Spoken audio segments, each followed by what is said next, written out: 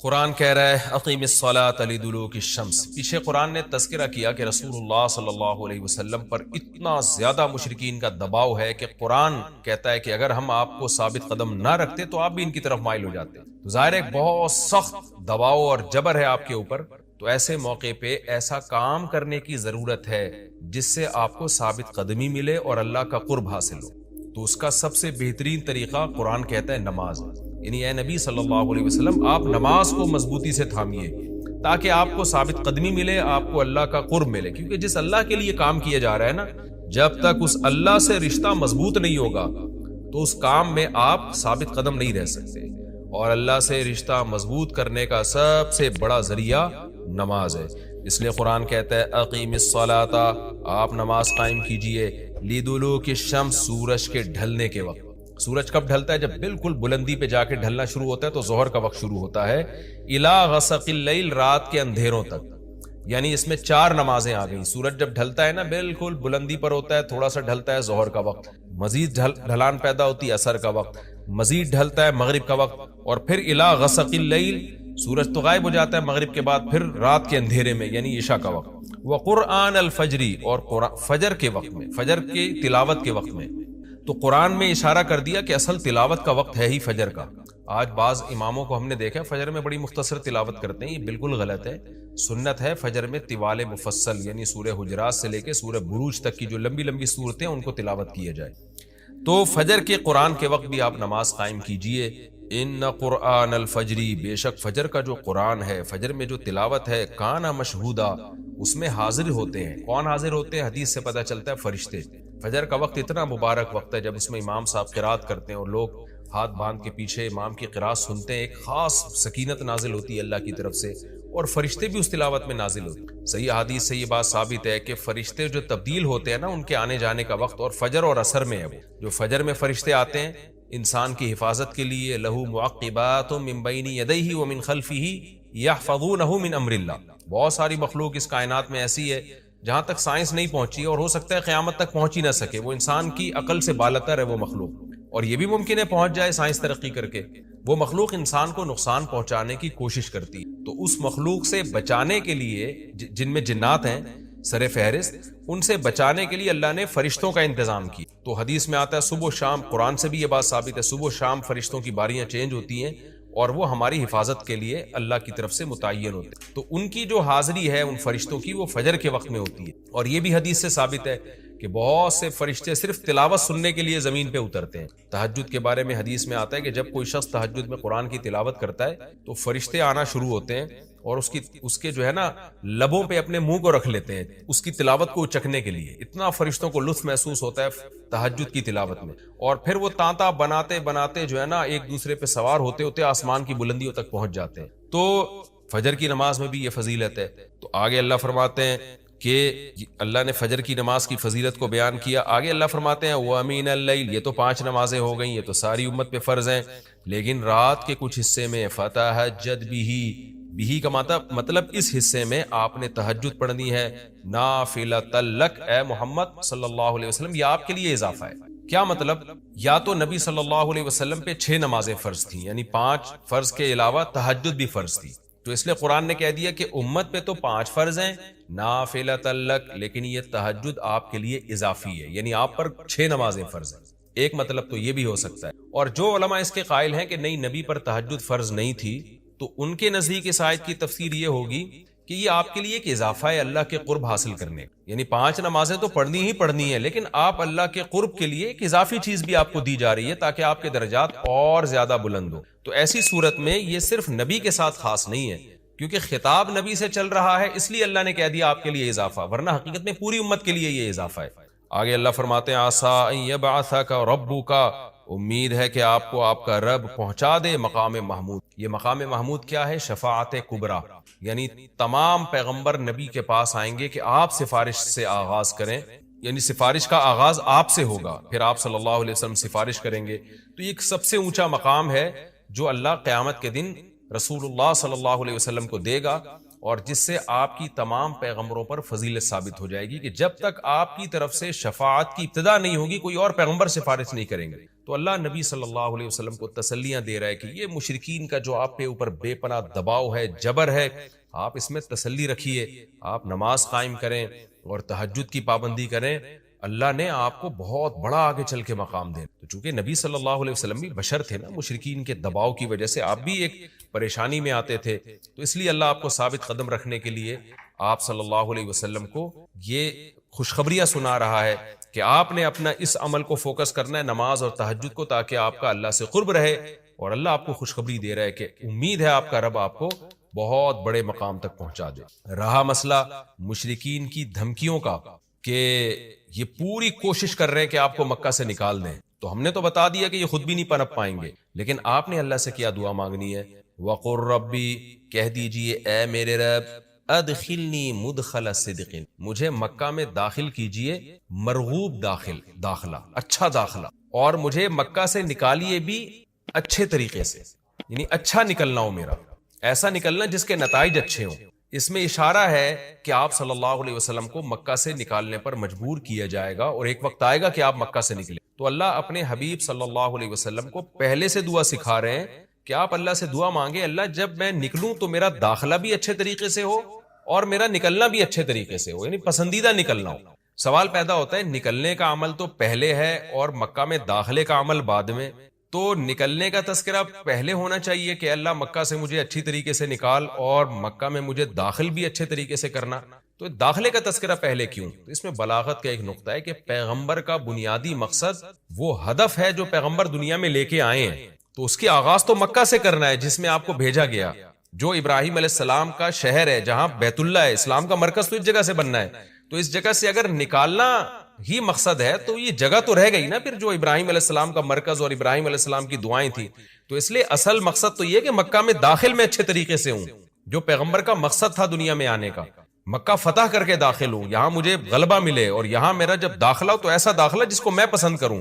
یہ جو ابھی میں مکہ میں کہیں سفر سے جا کے واپس آتا ہوں، یہ داخلہ وہ داخلہ نہیں ہے جو میں چاہتا ہوں. تو چونکہ مکہ سے نکلنا مقصد نہیں ہے، نکالا اس لیے جا رہا ہے تاکہ داخلہ ایک طاقت کے ساتھ ہو اور اچھے طریقے سے داخلہ ہو، اس لیے اس داخلے کا تذکرہ پہلے کیا جا رہا ہے. ہاں وہ داخلہ اس وقت تک ممکن نہیں ہے جب تک مکہ سے ایک دفعہ آپ کا خروج نہ ہو، تاکہ مدینہ میں ریاست بنے اور آپ 10,000 کا لشکر لے کر فاتحانہ انداز سے مکہ میں داخل ہوں، اور جس مقصد کے لیے اللہ نے آپ کو بھیجا تھا وہ مقصد پورا ہو. تو وہ مقصد نکلے بغیر پورا ہو نہیں سکتا، اس لیے نکلنے کا تذکرہ کر دیا. ورنہ اصل مقصد تو یہ ہے کہ اللہ میں مکہ سے نکلنا نہیں چاہتا، میں مکہ میں داخلہ چاہتا ہوں.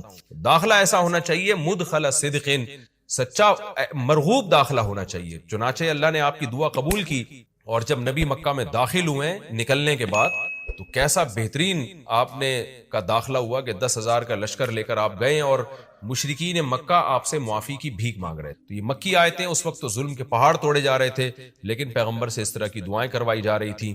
وَأَخْرِجْنِي مُخْرَجَ صِدْقٍ، اور اللہ مرغوب نکلنا ہو، یعنی جب میں نکلوں تو بھی میرا اچھا ٹھکانہ ہو. چنانچہ آپ کا نکلنا بھی بڑا اچھا ہوا کہ پورا مدینہ آپ کے استقبال میں کھڑا ہوا تھا.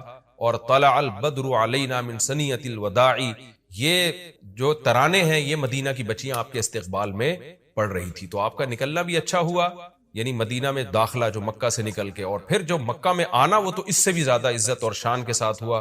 وَاجْعَلْ لِي مِن لَّدُنْكَ سُلْطَانًا نَصِيرًا، اور اللہ تو بنا دے میرے لیے اپنے پاس سے زبردست طاقت جس میں میری مدد، غلبہ دے دے مجھے مشرکین پر. یہ بھی مستقبل کی دعا ہے جو ان حالات میں نبی سے منگوائی جا رہی ہے، اور اللہ نے آپ کی ساری دعاؤں کو قبول کیا. سلطان نصیر بھی دے دیا آپ کو، غلبہ بھی دے دیا مکہ پہ، ایسا غلبہ جس میں اللہ کی مدد تھی، اور وہ کمزور غلبہ نہیں تھا. طاقتور غلبے کو سلطان کہا جاتا ہے. اور مدینہ میں جانا بھی آپ کا پسندیدہ ہوا، اور مکہ میں آنا بھی آپ کا پسندیدہ ہوا. اور اے نبی آپ یہ بھی کہہ دیجئے جاء الحق، حق آ چکا ہے، وزہق الباطل، اور باطل فنا ہو چکا ہے. حالانکہ جس وقت یہ دعا منگوائی جا رہی تھی باطل فنا نہیں ہوا تھا، لیکن ماضی سے جب کسی چیز کو تعبیر کیا جاتا ہے تو یہ بتانے کے لیے گویا یہ کام ہو چکا ہے، حالانکہ ہوا نہیں، ہوگا. لیکن نبی کی زبان سے نکلوایا جا رہا ہے کہ آپ مشرکین میں اعلان کر دیں کہ بس یہ کام ہو چکا ہے، حق آ گیا، باطل ختم. اور یعنی ہوگا تو فیوچر میں، لیکن گویا ابھی ہو چکا ہے. اتنا یقینی ہے کہ میں تمہیں اس کی پہلے سے خبر دے چکا ہوں کہ باطل اب پنپنے نہیں پائے گا کیونکہ حق اب آ چکا ہے. ان الباطل کان زہوقا، اور باطل تو ہے ہی فنا ہونے والی چیز. جب حق آتا ہے تو باطل فنا ہو جاتا ہے. نبی صلی اللہ علیہ وسلم جب مکہ مکرمہ میں داخل ہوئے نا تو آپ بتوں کو چھڑیوں سے گراتے تھے. چھڑی سے مکہ میں داخل ہو کے 360 بت کو ایک ایک کر کے چھڑی مارتے تھے اور وہ بت الٹے لڑکتے تھے. تو آپ اس موقع پر یہ آیت پڑھ رہے تھے کہ جاء الحق وزهق الباطل ان الباطل کان زہوقا. کیا کیفیات بنتی ہوں گی صحابہ کی اور پیغمبر کی اس وقت کہ جو خوشخبری ان کو 13 سال پہلے دی گئی تھی، کئی سال پہلے دی گئی تھی اور یقینی دی گئی تھی کہ یہ ہو چکا، تو اللہ نے اپنی آنکھوں سے دکھا دیا کہ کیسے بتوں کو بیت اللہ سے نکالا جا رہا ہے اور اللہ کے گھر کو کیسے شرک سے پاک کیا جا رہا ہے. وَنُنَزِّلُ مِنَ الْقُرْآنِ مَا هُوَ شِفَاءٌ وَرَحْمَةٌ لِّلْمُؤْمِنِينَ، اور قرآن کہہ رہے ہیں ہم قرآن نازل کرتے ہیں جس میں مومنین کے لیے شفا ہے. یعنی اے نبی آپ کی تسلی کے لیے اور بھی ہم بتائیں آپ کو کہ ہم یہ جو آیتیں نازل کر رہے ہیں نا اس میں مومنین کو بھی شفا مل رہی ہے، ان کی اصلاح ہو رہی ہے شرک سے اور برے عقیدوں سے، اور مسلمانوں کے لیے یہ رحمت ہے، ان کو تسلیاں بھی مل رہی ہیں. وَلَا يَزِيدُ الظَّالِمِينَ إِلَّا خَسَارًا، اور ظالمین کے خسارے میں اضافہ ہو رہا ہے کیونکہ ظالمین اس پر عمل نہیں کر رہے، حجت تمام ہو رہی ہے. وَإِذَا نَمْنَا عَلَى الْإِنسَانِ أَعْرَضَ وَنَأَىٰ بِجَانِبِهِ، قرآن کہتے ہیں ہم جب انسان پر احسان کرتے ہیں تو وہ اعراض کرتا ہے اور اپنے پہلو کو ہٹا دیتا ہے. نعمت ملنے کے بعد بجائے اللہ کے قریب ہونے کے اللہ سے دور ہوتا ہے. وَإِذَا مَسَّهُ الشَّرُّ، اور جب انسان کو کوئی مصیبت پہنچتی ہے کَانَ یئوسا، تو مایوس ہونے لگتا ہے. یعنی انسان کے بارے میں شکایت کی جا رہی ہے کہ اس کا اللہ پر ایمان نہیں ہے. پیغمبر کا مقصد ہے اللہ سے جوڑنا. تو یہ جو مشرکین ہیں جو اللہ کو نہیں مانتے، یہ خوشیوں میں بھی اللہ کو بھولتے ہیں اور غم میں بھی اللہ کو بھولتے ہیں، اسباب کو دیکھتے ہیں. لہذا جب اسباب کو آپ دیکھتے ہو اور پریشانی آتی ہے تو اسباب بتا رہے ہوتے ہیں پریشانی دور نہیں ہو سکتی، تو مایوس ہونے لگتے ہیں، ڈپریشن میں جاتے ہیں. اور جب خوشی آتی ہے تو اپنا کمال سمجھتے ہیں لہذا اترانے لگتے ہیں اور خدا سے دور ہو جاتے ہیں. تو اے نبی ان سے کہہ دیجئے کُلٌّ یعملُ علی شاکلتہ، ہر شخص اپنی نیچر کے مطابق عمل کر رہا ہے. اچھے لوگ کیا کرتے ہیں کہ جب انہیں خوشی ملتی ہے تو شکر ادا کرتے ہیں اور غم آتا ہے تو مایوس نہیں ہوتے، ان کو پتہ ہے غم اللہ دور کر سکتا ہے. فَرَبُّكُمْ أَعْلَمُ، تمہارا رب خوب جانتا ہے بِمَنْ هُوَ أَهْدَىٰ سَبِيلًا، کون ان دونوں فریقوں میں سیدھے راستے پر چل رہا ہے. جو غموں میں مایوس ہو اور خوشیوں میں اترانے لگے خدا سے دور ہو جائے وہ گمراہی والے راستے پر ہے، اور جو خوشیوں میں اللہ کے قریب آئے شکر ادا کرے اور غموں میں بھی اللہ کے قریب آئے کہ غم کو اللہ ہی دور کر سکتا ہے، مایوس نہ ہو، یہ سیدھے راستے پر ہے. جن کا عقیدہ بھی درست ہو اور اعمال میں کیا ہو، اپنی نمازوں میں خشوع پیدا کرتے ہوں، وہ اپنی نمازوں کے اندر خشوع پیدا کرتے ہوں، دل لگا کے دھیان سے نماز پڑھتے ہوں. کامیاب لوگوں کی قرآن ہمیشہ پہلی علامت جو بیان کرتا ہے نا وہ یہی ہے کہ عقائد درست اور نماز، عقائد درست اور نماز. کوئی بھی غیر مسلم جب مسلمان ہوگا نا اپنے سب سے پہلا حکم جو اس کو اسلام کا بتانا ہے توحید کے بعد اب نماز پڑھو بھائی. یہاں تک علماء نے لکھا ہے کہ آج آپ کے ہاتھ پہ کوئی غیر مسلم مسلمان ہوا، ابھی مسلمان ہوا اور نماز کا ٹائم میں کچھ وقت باقی ہے، اتنا باقی ہے کہ وضو کر کے تکبیر تحریمہ کہہ سکتا ہے وہ، تو اس پہ نماز فرض ہو جائے گی. وہ یہ نہیں کہہ سکتا ابھی تو میں نیا مسلمان ہوں، ابھی تو میں نماز سیکھوں گا. نہیں بھائی، جیسے تیسے ہو، جتنی آتی ہے اتنی شروع کر دے بس، وہ پھر سیکھتا رہے آرام سے، اس کی نماز اللہ قبول کر لے گا. لیکن اتنا ٹائم اگر غیر مسلم کے پاس ہے نا کہ جیسے فرض کریں کہ مغرب کا ٹائم ختم ہو رہا ہو 7:30 پہ اور غیر مسلم اسلام ہوا، اسلام اس نے قبول کیا 7:27 پہ، تو 27 منٹ کے بعد 3 منٹ باقی ہیں جس میں وہ وضو کر کے تکبیر تحریمہ کہہ سکتا ہے، اللہ اکبر کہہ سکتا ہے، تو اس پہ نماز فرض ہو جائے گی. اسی طرح جو خواتین حیض اور نفاس کی حالت میں ہوتی ہیں ان کا مینسز بند ہوئے اور بند ہونے کے بعد اتنا ٹائم ہے کہ وہ غسل کر کے صرف تکبیر کہہ سکتی ہیں، تو ان پہ بھی وہ وقت کی نماز فرض ہو جاتی ہے. اگر نہیں پڑھیں گی تو ان کو قضا کرنی پڑے گی. تو نماز کا بہت اہم مسئلہ ہے. قرآن جگہ جگہ اہل ایمان اور جو کامیاب لوگ ہیں ان کی سب سے پہلی علامت نماز بیان کرتا ہے. تو اللہ نے فرمایا کہ ان کا کام کیا ہے کہ وہ نمازوں میں خشوع پیدا کرتے ہیں، نمازوں کی حفاظت کرتے ہیں. اس کو اللہ نے بعد میں بیان کیا، ابھی تو اللہ یہ بیان کر رہا ہے کہ پڑھتے تو ہیں لیکن کیسے پڑھتے ہیں، خشوع و خضوع کے ساتھ پڑھتے ہیں. تو خشوع میں ظاہری جسم کا خشوع بھی اور باطن کا خشوع بھی. ظاہری خشوع کیا ہے کہ آپ جب نماز میں کھڑے ہوں تو ہلے نہیں. آپ کتنے لوگ ہیں نماز میں کھڑے ہو کے ہر وقت داڑھی کو یوں کرتے رہتے ہیں، کوئی کھجاتا رہتا ہے. بعض لوگ سعودی عرب جاتے ہیں، وہاں عربوں کو دیکھتے ہیں تو وہ کوئی ہل رہے ہوتے ہیں تو کہتے ہیں تو مکہ میں یہ اتنا ہل رہے ہیں نماز میں، تو شاید یہی سنت طریقہ ہوگا. غلط ہے بھائی، وہاں کے علماء بھی اس عمل سے منع کرتے ہیں. تو ایسا نہیں ہے کہ کسی عربی کو آپ نے کوئی بھی دیکھ لیا تو وہی اسلام بن گیا. وہ نمازوں میں آپ کو خشوع پیدا کرنے کی ضرورت ہے، اور خشوع میں ظاہری خشوع بھی باطنی خشوع بھی. اور ظاہری خشوع یہی ہے کہ آپ آرام سے اطمینان سے نماز پڑھیں، جلدی جلدی نہ بھاگیں اس میں. اور جو اٹھک بیٹھک لوگ لگا رہے ہوتے ہیں، بعض لوگوں کو دیکھا ہے رکوع میں جانے کے بعد قوما میں جانے ابھی کھڑے نہیں ہوتے، ایک دم ڈائیو مارتے ہوئے جناب وہ سردے میں چلے جاتے. میں نے گاؤں میں نماز پڑھائی، میں رکوع میں گیا تو لوگ بھی رکوع میں گئے، پیچھے گاؤں کے لوگ. میں جب سمیع اللہ لمن حمیدہ کہہ کے کھڑا ہوا ہوں تو ابھی میں صحیح طرح کھڑا ہوا نہیں کہ میں نے پبلک کو دیکھا وہ آدھی سے زیادہ جو مقتدی تھے نا وہ سجدے میں پہنچ چکے ہیں. اور جب سر ان کا زمین کے قریب گیا نا تو ان کو خیال ہوا امام صاحب تو پہنچے نہیں ہیں، تو مجھے یوں منہ کر کے دیکھ رہے ہیں کہ یہ امام وہیں کھڑا ہوا ہے اور ہم تو سجدے میں پہنچ چکے ہیں. تو پھر وہیں رک گئے. وہ یہ بھی ان کی بڑی مہربانی تھی کہ انہوں نے وہاں اسٹاپ کر لیا. تو اتنی اسپیڈ کے ساتھ نماز پڑھنا، دھیان نہ لگانا، یہ بہت بری حرکت ہے. تو یہ ہے ظاہری. اور دل کا کیا ہے کہ دل سے آپ اللہ کی طرف متوجہ رہیں. اور دل میں خشوع پیدا کرنے کا سب سے بہترین طریقہ یہ ہے کہ آپ نماز میں جو بھی پڑھ رہے ہو نا اس کا ترجمہ آپ کو آتا ہو. آپ جب نماز میں کھڑے ہو کر کہیں اللہ اکبر تو آپ کو پتا ہو کہ میں کیا کہہ رہا ہوں، اللہ سب سے بڑا ہے. پھر سبحانک اللہم، اے اللہ تو ہر عیب سے پاک ہے. وہ بحمدک، ہر عیب سے پاک ہے اور تمام تعریفیں تیرے لیے ہیں. وتبارک اسمک، تیرا نام برکت والا ہے. وتعالی جدک، تیری شان بہت اونچی ہے. ولا الہ غیرک، تیرے سوا کوئی عبادت کے لائق نہیں. پھر اعوذ باللہ بسم اللہ کا ترجمہ آتا ہو. پھر الحمدللہ رب العالمین، تمام تعریفیں اللہ کے لیے جو تمام جہانوں کا پالنے والا. الرحمن الرحیم، بڑا مہربان نہایت رحم کرنے والا. اس سے آپ کا دھیان بٹے گا نہیں. پھر رکوع کی تسبیح کا مطلب آتا ہو، سبحان ربی العظیم. التحیات کا مطلب آتا ہو. اس لیے پہلی فرصت میں نماز کا پورا ترجمہ سیکھنا چاہیے. اور میں سمجھتا ہوں جو لوگ شروع سے میرے یہ تفسیر کے لیکچر سن رہے ہیں، اللہ سے مجھے پوری امید ہے ان کو پورا نماز کا ترجمہ آ گیا ہوگا. التحیات للہ والصلوات والطیبات میں عام طور پہ لوگ کہتے ہیں اس کا کیا ترجمہ ہے. تو التحیات کا مطلب عبادتیں، یہ ذہن میں رکھیں. التحیات اس کا ترجمہ عبادتوں سے کیوں کیا، یہ پھر کسی اور وقت میں انشاءاللہ میں ایکسپلین کروں گا اس کو. التحیات للہ، قولی عبادتیں. التحیہ کا مطلب قولی، یعنی زبان سے جو ہم حمد و ثنا کرتے ہیں وہ بھی اللہ کے لیے. والصلوات، اسی طرح جو بدنی عبادتیں، نماز پڑھنا، حج کرنا، وہ بھی اللہ کے لیے. والطیبات، اور مالی عبادتیں یعنی صدقہ خیرات، وہ بھی اللہ کے لیے. تو یہ لفظ یاد کر لیں، التحیات للہ والصلوات والطیبات. السلام علیکہ ایھا النبی، آگے پھر وہ آسان ترجمہ ہے اس کا. تو تفسیر کے لیکچر اگر جو لوگ غور سے سن رہے ہیں تو مجھے امید ہے انشاءاللہ تراویح میں بھی ان کو بہت حد تک قرآن سمجھ میں آنا شروع ہو جائے گا. تراویح کی نماز میں بھی ان کا دل لگے گا، تہجد کی نماز میں بھی. تو اس کا بھی بڑا دخل ہے کہ آپ کو نماز کا مفہوم اگر آتا ہو. تو جن لوگوں کا نماز کا مفہوم نہیں آتا وہ یاد کریں، نماز ترجمے سے سیکھیں. اور جب تک ترجمہ نہیں آتا تو یہ تصور کر کے کھڑے ہوا کریں بھئی ہم اللہ کے سامنے عبادت کے لیے کھڑے ہوئے، تو اپنا دھیان وہاں لگائیں. لیکن ایک بات خوب سمجھ لیں، یہ پوری امت کے علماء کا اس پر اجماع ہے کہ نماز میں دھیان لگانے کی کوشش کرنا فرض ہے، دھیان کا لگنا فرض نہیں ہے. آپ نے پوری کوشش کر لی پھر بھی دماغ نہیں لگ رہا نماز میں، تو اس سے ٹینشن نہیں لینی ہے، پریشان نہیں ہونا ہے کہ جو آپ جتنا آپ کر سکتے تھے آپ نے کر لیا، اس سے زیادہ کہ آپ شریعت میں مکلف نہیں ہیں. تو ایسا نہ ہو کہ پریشان ہونا شروع ہو جائیں، ابھی دل تو لگ نہیں رہا. ظاہر انسان 20 کاموں کے بعد جب نماز میں آ کے کھڑا ہوتا ہے تو اس کا دھیان بٹ رہا ہوتا ہے.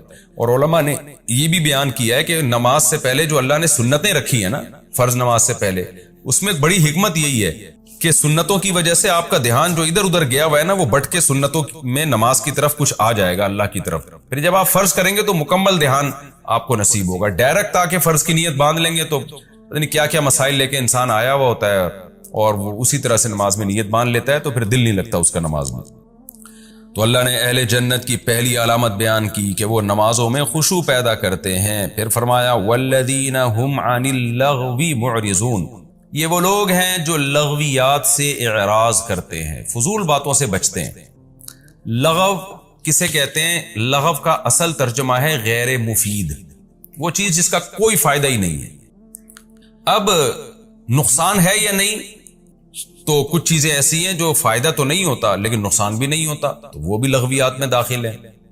کچھ چیزیں ایسی ہوتی ہیں جن کا فائدہ نہیں ہوتا لیکن نقصان بھی ہوتا ہے، وہ بھی لغویات میں داخل ہے. پھر کچھ چیزیں ایسی ہوتی ہیں جن کا فائدہ نہیں ہوتا لیکن نقصان ہوتا ہے، مگر ہوتا دنیاوی ہے، آخرت والا نقصان نہیں ہوتا، تو وہ بھی لغویات میں داخل ہے۔ اور کچھ چیزیں ایسی ہوتی ہیں کہ جو فائدے مند تو نہیں ہوتی لیکن ان کا نقصان آخرت میں ہوتا ہے، دنیا میں نہیں ہوتا، یہ بھی لغویات میں داخل ہے۔ اور کچھ چیزیں ایسی ہوتی ہیں جو فائدے مند تو نہیں ہوتی لیکن ان کا نقصان بھی ہوتا ہے، اور دنیا کا بھی نقصان اور آخرت کا بھی نقصان۔ تو اس لیے لغویات میں 4 چیزیں داخل ہیں، خوب سمجھ لیں۔ لغویات کی ڈیفینیشن کیا؟ فائدہ نہ ہو اس کا، یہ تو اس کی ڈیفینیشن ہے۔ پھر اس کے 4 درجات ہیں۔ نمبر 1، فائدہ تو نہیں ہے لیکن نقصان بھی نہیں ہے، تو یہ پہلی قسم ہے۔ دوسری قسم، فائدہ تو نہیں ہے لیکن دنیا کا نقصان ہے۔ تیسری قسم، فائدہ تو نہیں ہے لیکن آخرت کا نقصان ہے۔ چوتھی قسم، فائدہ تو نہیں ہے لیکن دنیا کا بھی نقصان ہے، آخرت کا بھی نقصان ہے۔ اب میں ان کی تھوڑی سی مثال سے بات سمجھا دیتا ہوں۔ پہلی قسم جس کا میں صرف فائدہ نہیں ہے لیکن نقصان بھی کوئی نہیں ہے، آپ بیٹھے ہوئے ہیں، لڈو کھیل رہے ہیں بیٹھ کے آپ نا دوستوں کے ساتھ، تاش کھیل رہے ہیں بیٹھ کے دوستوں کے ساتھ، جس میں جوا نہیں ہے، اس کا آپ کو کوئی فائدہ نہیں ہو رہا، کچھ بھی فائدہ نہیں ہو رہا، ٹائم ویسٹ ہو رہا ہے۔ لوگ کہہ سکتے ہیں نا بھی اس سے تو ہمیں ذہنی تفریح ملتی ہے، تو ذہنی تفریح ان کھیلوں سے نہیں ملتی، بھاگنے دوڑنے سے، جب آپ دوڑتے ہیں، چلتے ہیں، بھاگتے ہیں تو ایک ذہنی تفریح ملتی ہے۔ تاش واش یہ ٹائم ویسٹنگ ہے، تو کچھ نہ کچھ ذہنی تفریح تو دنیا کے ہر کام میں ہوتی ہے نا۔ ویسے بھی انسان کلاوازیاں کھا رہا ہو تو ذہنی تفریح تو ہوگی اس میں تھوڑی بہت، تو فائدہ سے مراد یہ کہ کوئی معتد بھی فائدہ ہو۔ اور فائدے کا مطلب یہ ہوتا ہے کہ ایسا یعنی مفید کام جس میں آپ کو کوئی صحت مل رہی ہو، یا یہ چیز بعد میں آپ کے ترقی کا ذریعہ بن سکتی ہو۔ تو تاش کی مثال کیا ہے؟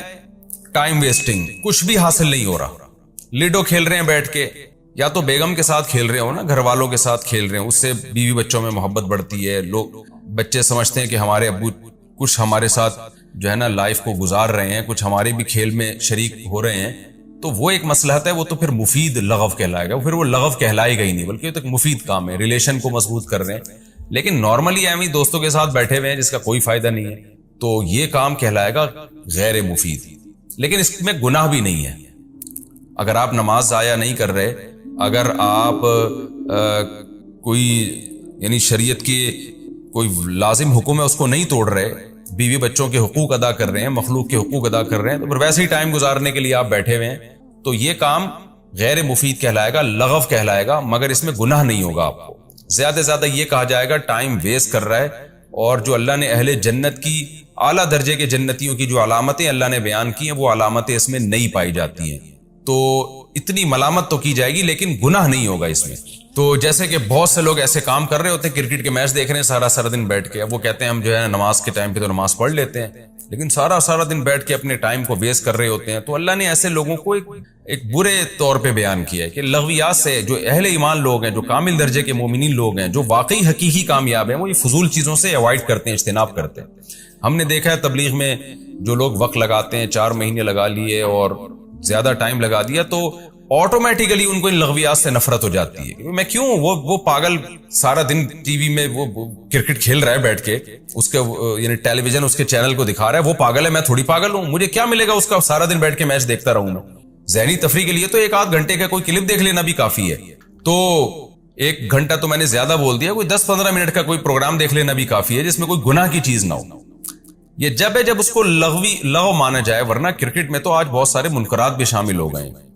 تو والذین هم عن اللغو معرضون، اللہ کہتے ہیں کہ ہمارے جو نیک بندے ہیں، اعلیٰ درجے کے لوگ ہیں، وہ فضول چیزوں سے اوائڈ کرتے ہیں۔ تو اس کا پہلا درجہ کیا ہوا؟ وہ فضول جس کا کوئی فائدہ نہیں ہے۔ تو اس کی میں نے آپ کے سامنے 2-3 مثالیں دے دی کہ آپ بیٹھے ہوئے ہیں، دوستوں میں گپ شپ لگا رہے ہیں، کوئی فائدہ نہیں ہے اس گپ شپ کا، ٹائم ویسٹنگ ہے، لیکن لگائے جا رہے ہیں، جیسے گٹر کے ڈھکنوں پہ آپ کو نے دیکھا ہوگا لڑکے بیٹھے ہوئے ہوتے ہیں، اپنے ٹائم ویسٹ کر رہے ہوتے ہیں۔ تو یہ بھی وہ گناہ ہے جس میں وہ لغو ہے جس میں گناہ تو نہیں ہے، لیکن یہ بے برکتی کا ذریعہ بنتا ہے زندگی میں، اچھے لوگوں کا کام نہیں ہے ان چیزوں میں پڑنا، اور بالآخر یہ چیزیں انسان کو آہستہ آہستہ گناہوں کی طرف بھی لے کے جاتی ہیں۔ لغو کا دوسرا درجہ یہ ہے کہ فضول کام ہو، کوئی فائدہ نہیں ہے لیکن نقصان ہے، اور وہ نقصان دنیا کا نقصان ہے، آخرت کا نقصان نہیں ہے۔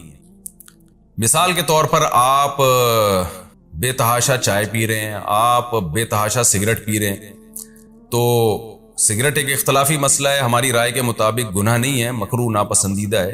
اب یہ بھی ایک لغو کام ہے جس میں آپ کو شاید اس فتوے کی روح سے کہ حرام نہیں ہے، آخرت میں شاید سوال نہ ہو، لیکن دنیا کا آپ بیڑا غرق کر رہے ہو، اپنی صحت کو برباد کر رہے ہو۔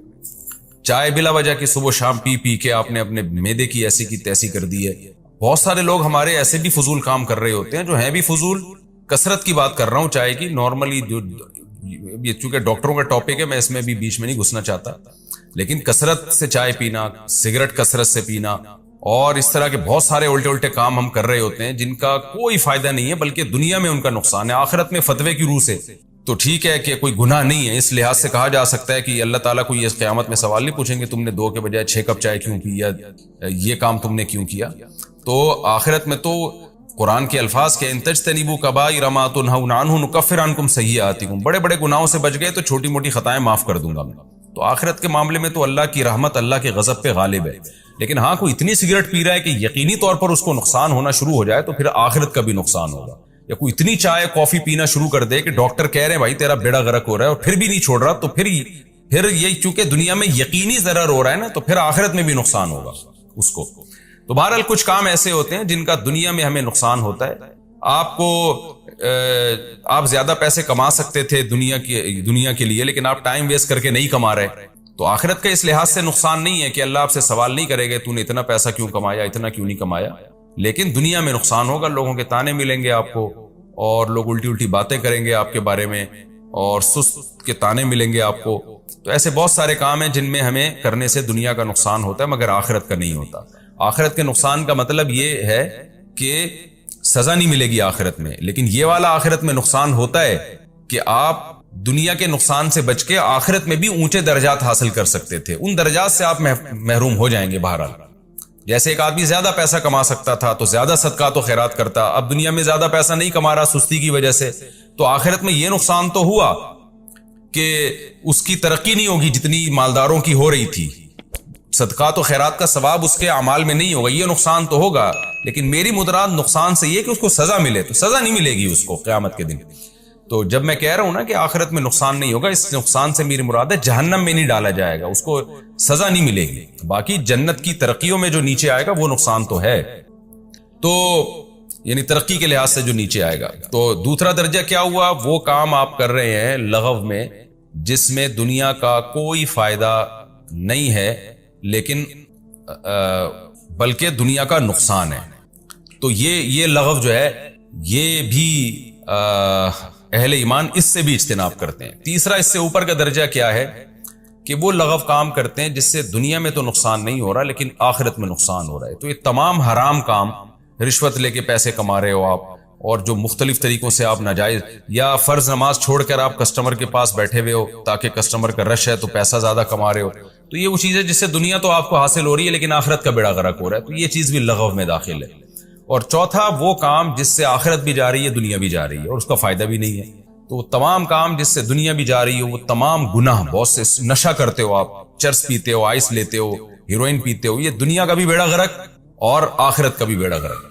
تو یہ تمام کی تمام چیزیں اللہ کہتے ہیں اہل ایمان جو ہیں ان تمام کی تمام لغویات سے اعراض کرتے ہیں۔ تو آج سے عزم کر لیں ہم ان تمام لغویات سے اعراض کریں گے۔ ہاں وہ لغو جو دیکھنے میں لغو لگتا ہے حقیقت میں لغو نہیں ہے، وہ کون سا لغو ہے کہ آپ ایسا کام کر رہے ہو جس کا بظاہر فائدہ نہیں ہے لیکن بعد میں اس کا بڑا فائدہ ہے آپ کو۔ جیسے بعض دفعہ انسان بہت تھک جاتا ہے دماغی کاموں سے، دوستوں کے ساتھ بیٹھا ہوا ہے گپے مار رہا ہے، اب دیکھنے میں تو لگے گا کہ جی یہ تو فضول ٹائم ویسٹ کر رہا ہے، لیکن وہ ٹائم ویسٹ نہیں کر رہا بلکہ وہ اپنے دماغ کو ریلیکس کر رہا ہے تاکہ آگے دماغی کام کر سکے۔ جو لوگ سارا دن صرف سونا جاگنا اور پڑھائی کے علاوہ ان کا کوئی کام ہی نہیں ہوتا، تو میں نے دیکھا ان کی اوپر کی سیٹنگ آؤٹ ہو جاتی ہے، وہ کھسک جاتے ہیں۔ تو اس لیے انسان کو اپنی زندگی میں مزاح بھی چاہیے، تفریح بھی چاہیے، گپ شپ بھی چاہیے، آؤٹنگ بھی چاہیے۔ تو یہ تمام کام اگر آپ اس نیت سے کرتے ہیں، دوڑنا، بھاگنا اور طنز و مزاح کرنا، بعض دفعہ انسان شاعری سنتا ہے اپنے ذہن کو ریلیکس کرنے کے لیے، تو یہ تمام کام جو انٹرٹینمنٹ کے کام ہیں، اگر اس انٹرٹینمنٹ کے پیچھے کوئی اچھا جذبہ ہے کہ اپنے دماغ کو میں غیر ضروری تھکاوٹ سے بچاؤں تاکہ میرا دماغ مفید کاموں میں استعمال ہو سکے، تو پھر یہ کام صرف جائز نہیں ہے بلکہ باعث ثواب ہے۔ یہ پھر وہ لغو میں دیکھنے کی حد تک ان کو لغو کہا جائے گا، حقیقت میں وہ لغو ہے ہی نہیں۔ والذین هم للزکاة فاعلون، اللہ فرماتے ہیں یہ وہ لوگ ہیں جو زکاتوں کو ادا کرنے والے ہیں۔ اس کی دو تفسیریں کی گئی ہیں، دو کیوں کی گئی ہیں یہ میں آپ کو بتا دوں۔ زکوٰۃ کا لفظی ترجمہ تو زکوٰۃ ہی ہے۔ اب بہت سے علماء نے کہا کہ بھئی اس سے زکوٰۃ مراد ہے، کہ کیونکہ قرآن کہہ رہا ہے والذین هم للزکاۃ فاعلون، یہ زکاتوں کو ادا کرنے والے ہیں، اور ان کی دلیل یہ بھی ہے کہ قرآن ہمیشہ نماز کے ساتھ زکوٰۃ کا تذکرہ کرتا ہی کرتا ہے، کبھی ایسا ہوا نہیں ہے قرآن میں کہ نماز آئی ہو زکوٰۃ نہ آئی ہو ساتھ میں۔ تو یہ کیسے ہو سکتا ہے اس موقع پہ اللہ نماز کا تذکرہ کریں زکوٰۃ کو چھوڑ دیں؟ لہذا انہوں نے یہ تفسیر کی کہ بھئی یہ زکوٰۃ سے زکوٰۃ ہی مراد ہے۔ اور جو حضرات کہتے ہیں کہ نہیں جی اس سے زکوٰۃ مراد نہیں ہے، ان کی دلیل یہ کہ یہ تو مکی صورت ہے اور ابتدا میں نازل ہوئی ہے، تو اس وقت تو زکوٰۃ فرض ہی نہیں ہوئی تھی، زکوٰۃ تو مدینہ میں فرض ہوئی ہے، تو یہ کیسے ہو سکتا ہے کہ جو چیز فرض ہی نہ ہوئی ہو اللہ اس کا تذکرہ پہلے سے کر دیں؟ تو دونوں باتیں ملتی ہیں اور دونوں طرف کہا گئے، مفسرین گئے ہیں، اور دونوں مضبوط ہی، دونوں قول مضبوط ہیں۔ اب جو یہ کہتے ہیں کہ جی مکہ میں زکوٰۃ فرض ہوئی تو اللہ تعالیٰ مدینہ میں جب زکوٰۃ فرض ہوئی تو اللہ پہلے اس کا تذکرہ کیسے کر دیں گے؟ تو یہ کہا جا سکتا ہے کہ ہو سکتا ہے زکوٰۃ مکہ میں ہی فرض ہو گئی ہو، اور جن روایات میں آتا ہے مدینہ میں فرض ہوئی ہے تو اس کی ڈیٹیل جو زکوٰۃ کی نازل ہوئی ہے وہ مدینہ میں نازل ہوئی ہو، یعنی اللہ تعالیٰ نے اجمالی طور پر تو حکم دے دیا اہل اسلام کو کہ زکوٰۃ دو، اب لہذا صحابہ نے صدقہ خیرات شروع کر دیا، لیکن تفصیلی حکام کے کس مال پہ زکوٰۃ لازم ہوتی ہے، کتنے فیصد ہوتی ہے، یہ پوری ڈیٹیل اللہ نے مدینہ میں نازل کی ہو، یہ بھی ہو سکتا ہے۔ اور یہ بھی ہو سکتا ہے کہ اللہ تعالیٰ نے یہاں زکوٰۃ سے تزکیہ مراد ہو۔ تزکیہ کا مطلب زکوٰۃ تزکیہ کو بھی کہتے ہیں، باب تفعیل جو ہے نا تزکیون، تسبیحن کی طرح اس کو تزکیہ تفعیلہ پڑھا جاتا ہے، اور اس کا جو مصدر ہے نا فعال کے وزن پر بھی آتا ہے، جیسے تأذین اذان دینا، تو اس کے مصدر کو اذان فعال کے وزن پر بھی ہم پڑھتے ہیں، اور بہت ساری اس کی مثالیں ہمیں ملتی ہیں۔ والذین هم للزکاۃ فاعلون، یہ اپنی زکوٰۃ کو ادا کرتے ہیں، تو زکوٰۃ کے دوسرا مطلب بھی بن سکتا ہے کہ زکوٰۃ سے مراد تزکیہ نفس، یعنی اپنے آپ کو پاک کرتے ہیں ظاہری برائیوں سے بھی اور باطنی برائیوں سے بھی، ہر طرح کی برائیوں سے اپنے آپ کو بچاتے ہیں۔ آگے اللہ فرماتے ہیں والذین هم لفروجہم حافظون، یہ وہ لوگ ہیں جو اپنی شرمگاہوں کی حفاظت کرتے ہیں۔ شرمگاہ کی حفاظت کا کیا مطلب؟ حرام سے اپنے آپ کو بچاتے ہیں۔ الا علی ازواجہم، سوائے اپنی بیویوں کے، او ما ملکت ایمانہم، یا اپنی باندیوں کے، یعنی اپنی باندی اور بیوی سے اپنی خواہش پوری کرتے ہیں۔ فإنہم غیر ملومین، پس یہ لوگ قابل ملامت نہیں ہیں۔ یہ بھی عجیب آیت ہے۔ دیکھیں ایک اللہ نے اس آیت میں ہمیں کیا بتایا کہ اہل ایمان اپنی شرمگاہ کی حفاظت کرتے ہیں، اور آپ کے پاس بیوی اور باندی کے علاوہ کوئی آپشن نہیں ہے۔ علماء نے استدلال کیا ہے کہ اس سے تمام قسم کے حرام کام، اس سے لڑکوں سے بدفعلی بھی حرام ہو گیا، لڑکیوں سے زنا کرنا بغیر نکاح کے وہ بھی حرام، متع بھی اسی سے حرام ہو گیا۔ متع کی بحث میں ابھی کروں گا اس آیت کے ضمن میں کہ یہ جو ٹیمپریری نکاح ہوتا ہے ایگریمنٹ کر کے، تو یہ بھی حرام ہے، کیونکہ جس عورت سے ٹیمپریری نکاح ہوتا ہے وہ بیوی کبھی بھی نہیں کہلاتی، عربی زبان میں بیوی کے لفظ پر اس کا اطلاق ہوتا ہی نہیں تھا۔ تو اس آیت سے متع بھی حرام، اس آیت سے لڑکوں سے بدفعلی بھی حرام، اس آیت سے فحش فلمیں دیکھنا بھی حرام، بد نظری بھی حرام، کیونکہ اس بد نظری کر کے بھی ایک شخص اپنی شرمگاہ کی لذت حاصل کر رہا ہوتا ہے، چاہے وہ تصور کی دنیا میں ہی ہو۔ کسی عورت کا تصور کر کے اس سے لذت حاصل کرنا خیال میں، یہ بھی حرام۔ اور استمنا بالید عربی میں جسے کہتے ہیں، جس کو ہینڈ پریکٹس ماسٹربیشن وغیرہ کہتے ہیں، یہ سب بھی حرام ہو گیا اس آیت کی روشنی میں۔ اور مزید بےہودگی جو آج کل ہماری سوسائٹی میں چل رہی ہے، انسٹرومنٹ وغیرہ آ رہے ہیں، سیکس کے کیسے آلات آ رہے ہیں جن کو لوگ استعمال کر رہے ہیں، لڑکیاں بھی کر رہی ہیں استعمال، جو بےہودگی پھیل رہی ہے ہماری سوسائٹی میں۔ وہ خواتین جن کے شوہر سفر میں ہوتے ہیں، 2 سال تک آتے نہیں ہیں، وہ بھی انسٹرومنٹ وغیرہ استعمال کر کے اپنی جنسی تسکین کا ذریعہ بن رہی ہیں، یا جو مرد کوئی ایسی چیزیں استعمال کرتے ہیں، یہ تمام کی تمام چیزیں اللہ نے اس آیت میں حرام کر دی، اور 1-2 چیزوں کو حلال کیا بس، فرمایا الا علی ازواجہم، سوائے اپنی بیویاں، او ما ملکت ایمانہم، یا اپنی باندیاں، ان 2 کے علاوہ آپ کے پاس تمام آپشن بند ہیں۔ اب ایک اشکال ہو سکتا تھا کہ اللہ یہ 2 راستے ہمارے پاس ہیں، تو ہو سکتا ہے کہ اصل میں تو اسلام چاہتا ہو کہ مرد اور عورت اپنی خواہش پوری نہ کریں، لیکن کرنی ہی ہے تو مجبوری میں بیوی رکھ سکتے ہو، باندی رکھ سکتے ہو۔ خوب سمجھ لیں، باندیوں کا رواج ختم ہو گیا، باندیاں نہیں آ سکتی۔ تو میں اگلے ایپیسوڈ میں انشاءاللہ اس کی کچھ مزید ڈیٹیل بیان کروں گا، لیکن اتنی بات ثابت ہوئی کہ بیوی ہو یا باندی ہو، باندی اب نہیں ہوتی تو اب میں بیوی ہی کا تذکرہ کروں گا۔ یہ ایک اشکال ہو سکتا تھا کہ شاید اللہ تعالیٰ نے جو بیوی کی اجازت دی ہے یہ گویا نہ چاہتے ہوئے دے دی، یعنی اللہ تعالیٰ چاہتے تو یہی تھے کہ لوگ اپنے آپ کو ہر طرح کی خواہشات سے، یعنی جو سیکس جو ہے نا، اس کی خواہش پیدا ہی نہ ہو، یا پیدا ہو رہی ہے تو پوری نہ کریں کسی بھی طریقے سے. کرنی ہے تو مجبوری میں بیوی سے کر سکتے ہو.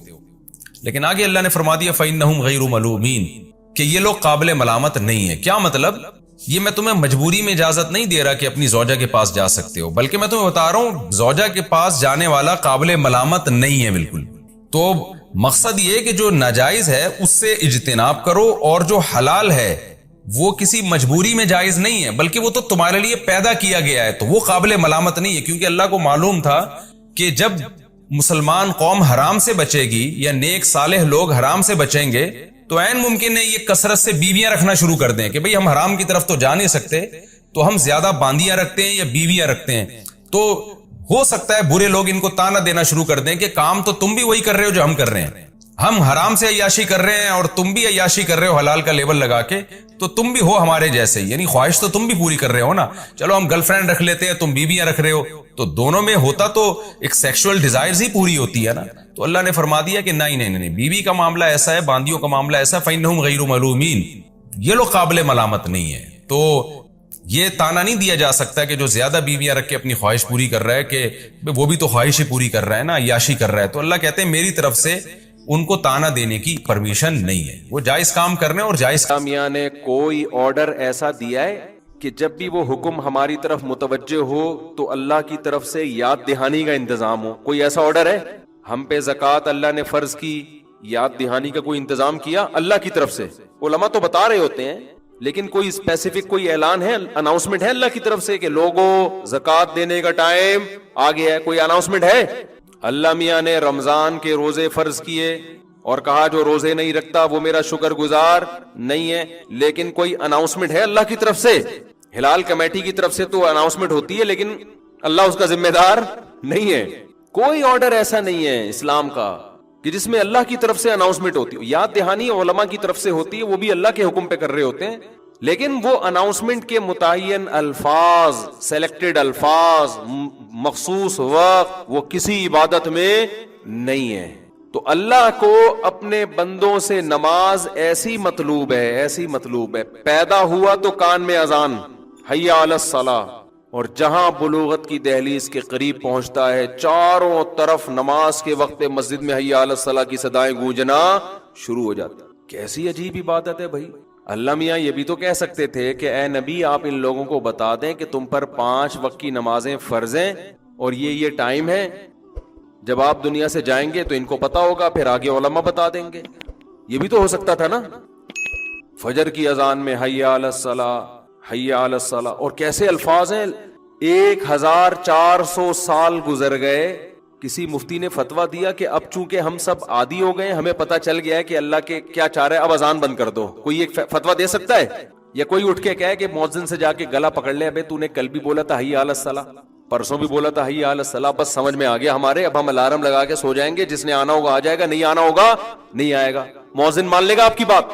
اس کو نکال دو گے دوسرا آ جائے گا، اس کو نکال دو گے تیسرا آ جائے گا.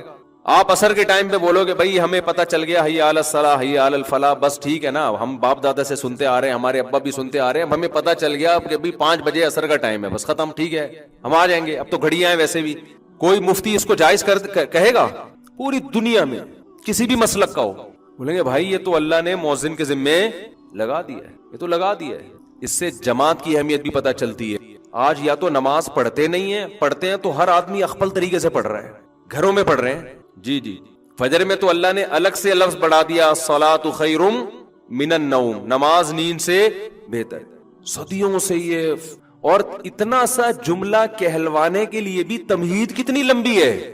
بھائی اگر نماز ہی کی طرف بلانا تھا تو آپ کیا کہتے؟ مؤذن کو اللہ حکم دے دیتا بھائی چڑھ جائے مینار کے اوپر، زور سے بولے لوگوں نماز کی طرف آ جاؤ. اللہ نے کہا نا نا نا نا نا نا، اتنا کافی نہیں ہے، کیونکہ ان کو دکان میں پیسہ نظر آ رہا ہے، دکان پہنچے گئی ہے، وہاں کوئی اناؤنسمنٹ کی ضرورت نہیں.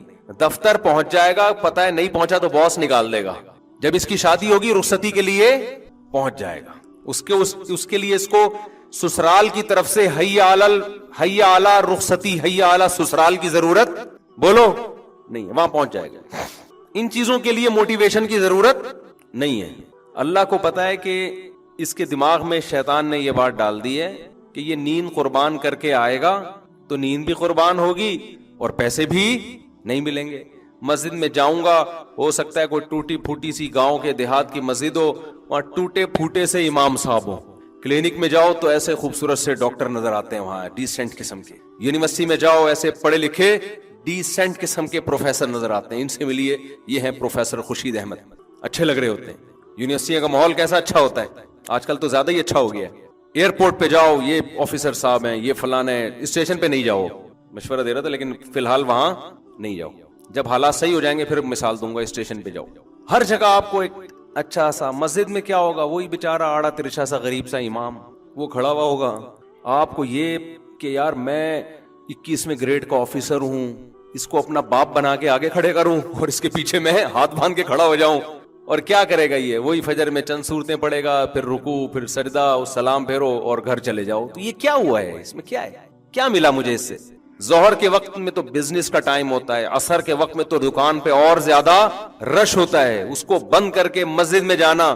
تو اس لیے اللہ نے کیا حکم دیا, مؤذن کو کہا کہ خالی حی علی الصلاۃ سے کام نہیں چلے گا, پہلے ان کو بتاؤ اللہ اکبر, اللہ سب سے بڑا ہے. یہ جو تو نے جس کو بڑا بنا لیا ہے نا, ابھی مرے گا تو پتہ چل جائے گا تھوڑے دنوں میں. تجھے ہم نے بنایا غیظ کے گندے خون سے, ناپاک خون سے, اور بنا کے انسان بنایا, تو کیا سمجھ رہا ہے ایسا ہی بنا رہے گا؟ ابھی مرے گا, کیڑے کھائیں گے دوبارہ جا کے. ویسے ہی ہونے والا ہے جیسا جہاں سے ہم نے اسٹارٹ لیا تھا نا, تھوڑے دنوں میں ویسے ہی ہو جائے گا. تکبر زیب نہیں دیتا. علماء کا اس پر اتفاق ہے کہ جو شخص نماز نہیں پڑھتا وہ متکبر ہے. تبھی تو حدیث میں آتا ہے فرعون کے ساتھ حشر ہوگا, تکبر کی وجہ سے کہ اللہ کی دعوت پر لبیک نہیں کہہ رہا, اتنا اپنے آپ کو فنٹر سمجھتا ہے. مؤذن کہہ رہا ہے حی علی الصلاۃ اور کہہ رہا ہے میرے پاس ٹائم نہیں ہے. بعض لوگ تو یہاں تک کہتے ہیں نماز وہ پڑھے جو فارغ ہو, معاذ اللہ, روزہ وہ رکھے معاذ اللہ جس کے پاس کھانے کے پیسے نہ ہو. یہاں تک فرعونیت بڑھتی ہے انسان کی. تو اللہ میاں نے کیا اناؤنسمنٹ کروائی, اللہ اکبر, اللہ سب سے بڑا. پھر اللہ اکبر, اللہ سب سے بڑا. اشہد ان لا الہ الا اللہ, اس اللہ کے سوا عبادت کے لائق کوئی بھی نہیں. پھر اشہد ان محمد رسول اللہ میں کیوں, اللہ کو تو اور بھی بہت سے لوگ مانتے ہیں, نماز کو نہیں مانتے. ہم تو بھائی اللہ کے میسنجر محمد صلی اللہ علیہ وسلم کو مانتے ہیں. اشہد ان محمد رسول اللہ کا مطلب کیا ہے کہ میسنجر آف گاڈ ہے وہ, تو ان کا میسج ہے کہ نماز قائم کرو, اور یہ ان کا نہیں ہے, یہ کس کا ہے, یہ اللہ کا ہے. اس لیے ان کی وہ یاد دہانی کے لیے اناؤنسمنٹ ہوئی. اتنی لمبی تمہید کے بعد یہ نعرہ لگایا جاتا ہے حی علی الصلاۃ, حی علی الصلاۃ. فوراً شیطان حملہ کرتا ہے کہ ٹھیک ہے اللہ کو بھی مان لیا, اللہ کے رسول کو بھی مان لیا, اللہ کی کبریائی بھی مان لی, لیکن تکلیف تو ہو رہی ہے نا جاتے ہوئے. ملے گا کیا انسان کو جب تک اس کا کوئی مفاد نہ ہو نا, اس کو موٹیویشن نہیں ملتی. تو بتایا حی علی الفلاح, تھوڑی کامیابی نہیں, بہت بڑی کامیابی ہے. خدا کی قسم, اتنا تو آپ کے باس کی طرف سے اگر آرڈر آتا نا تو آپ آدھا گھنٹہ پہلے پہنچ جاتے. اس اسٹائل میں آرڈر آتا, پھر اس کو ریپیٹ کیا جا رہا ہے. لیکن مؤذن کو حکم ہے کہ اذانیں فضاؤں میں گونجتی رہیں, ان کو زبردستی اٹھانے کی ضرورت نہیں ہے. یہ پڑے ہوئے سوتے رہیں, سونے دو ان کو. جو کاروبار میں لگا ہوا ہے لگا رہنے دو, جو یونیورسٹیوں میں ایجوکیشن میں لگا ہوا ہے, پڑھائی میں, اس کی نظر میں پڑھائی کی ویلیو ہے نا کہ ایکچولی ہمارے لیکچر کا ناغہ ہوگا اگر ہم نماز پڑھیں گے, ایکچولی کل پیپر کی تیاری بھی کریں, ایکچولی